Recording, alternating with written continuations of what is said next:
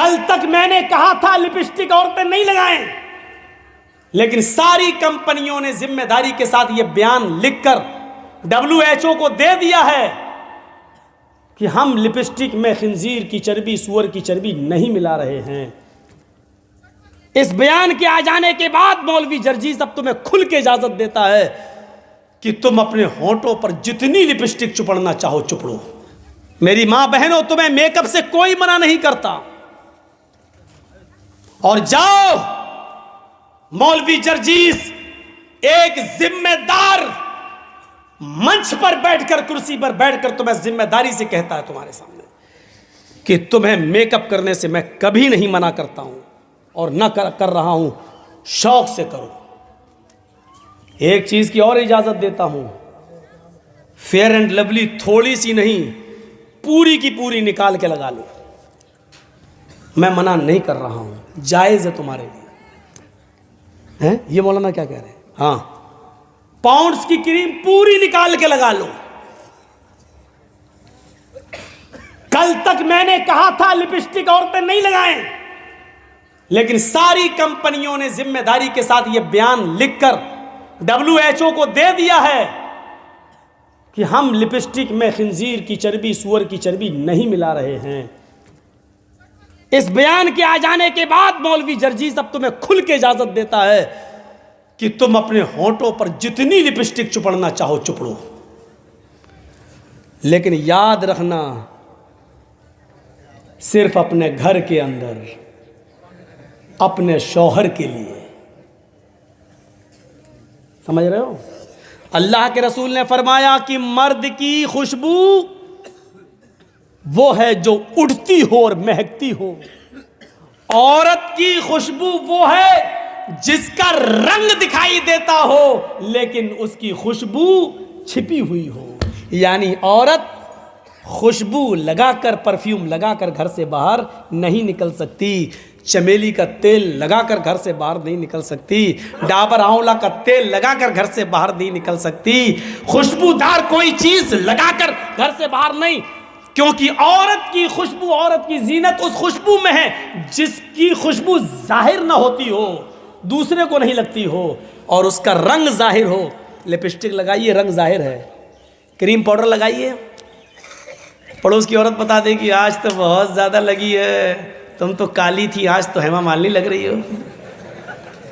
कोई हर्ज की बात नहीं है, खूब लगाओ, मैं मना नहीं कर रहा हूं, लेकिन घर के अंदर औरत की ज़ीनत जाहिर हो जाए, शौहर को उसका रंग जाहिर हो, लिपस्टिक, लेकिन बाहर लगा के नहीं निकल सकती हो। बाहर लगा के निकलोगी तो पता नहीं, पता लगता है जैसे पता नहीं किस मर्द का खून चूस के आ रही है। बाहर नहीं, शौहर घर में है तो शौहर देख रहा है, ज्यादा से ज्यादा इतना सोचेगा कि मेरा खून चूसा, वो तो जिंदगी भर चूसती हो तुम, आज चूस लिया तो क्या हो गया, कोई मसला नहीं।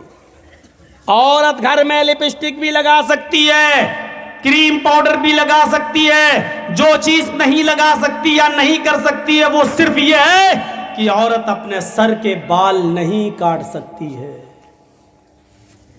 इतने भी नहीं, इतने भी नहीं।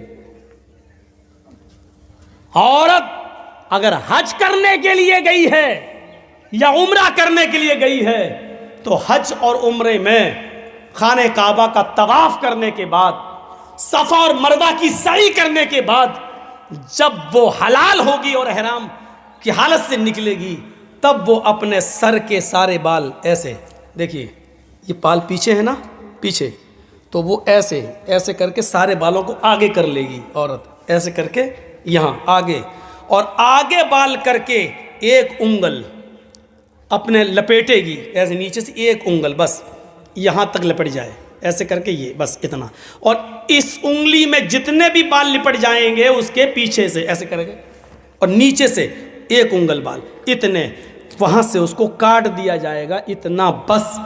हज के मैदान में सफ़ा मरवा के चक्कर के बाद भी औरत को एक उंगल से ज़्यादा बाल काटने की इजाज़त मुहम्मदुर रसूलुल्लाह ने नहीं दी है। कैसे माँ बाप हो, कैसे सरपरस्त हो जो अपनी बेटियों को ब्यूटी पार्लर पर जाकर खुलेआम आधे आधे सर के बाल काटने की इजाजत दे रहे हो। हराम है औरतों का अपने सर के बालों को काटना। नकली बाल लगाना यह भी हराम है, जिसको हम कह सकते विग इस्तेमाल करना भी हराम है औरत को। कुछ मौलाना लोग बाल को काटने की इजाज़त देते हैं। क्या कहते हैं? अल्लाह के रसूल सल्लल्लाहु अलैहि वसल्लम की बीवियों ने, कुछ बीवियों ने भी अपने सर के बाल कटाए थे।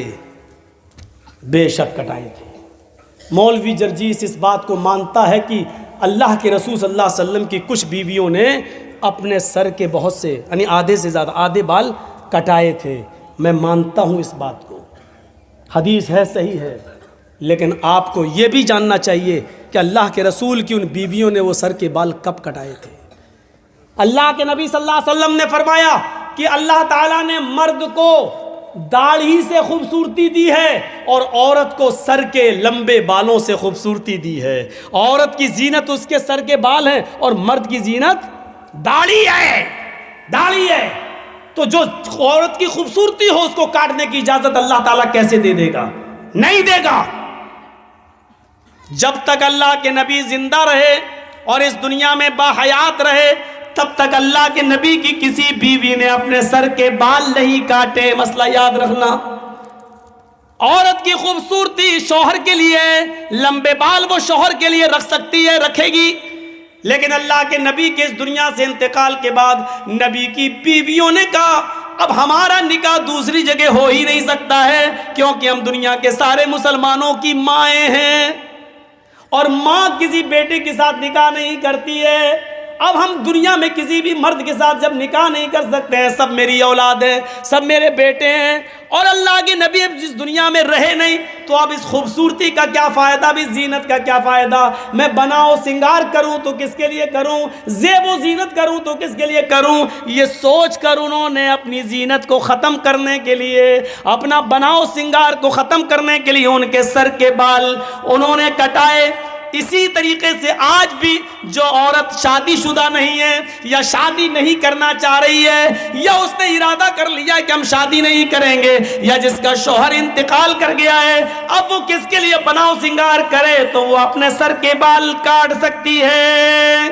ज़ेबो जीनत वो किसी के लिए इख्तियार न करे, वो कर सकती है, लेकिन अगर उसका इरादा ये है अभी नहीं, अभी तो मेरे शौहर का इंतकाल हुआ है, 2-4 साल के बाद मैं दूसरा निकाह कर लूंगी, तो फिर निकाह का इरादा हो तो फिर वो सर के बाल नहीं काट सकती है। औरत के लिए सर के बाल काटना जायज नहीं है, विग लगाना जायज नहीं है, नकली बाल जोड़ना जायज नहीं है। अपने सर के लंबे बालों की चोटी बना सकती है, उसकी चोटी बनाना जायज है, लेकिन माफ कीजिएगा, सर के सारे बाल को इकट्ठा करके गोल बनाकर अपने सर पर रख लेना ये जायज नहीं है। घर के अंदर कर सकती है, घर के बाहर जूड़ा बनाकर बाल लपेट कर और इधर इकट्ठा कर लेना, क्लिप लगा लेती हैं और इतना ऊंचा कर लेती है, लग रहा है जैसे कुतुब मीनार अपने सर पे खड़ी कर दी इसने, या ऐसा लगता है जैसे टिल्लू पंप रख दिया हो मोटर।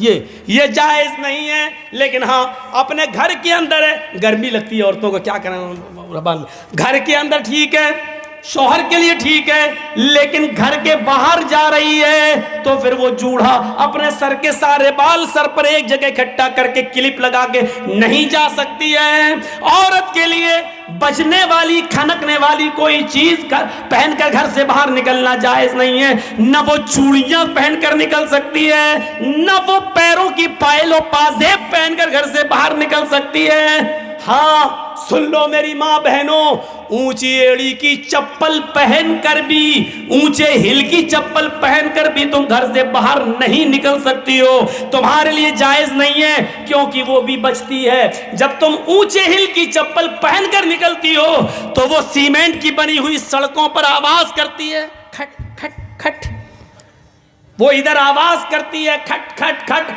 उधर नौजवानों के दिल धड़कते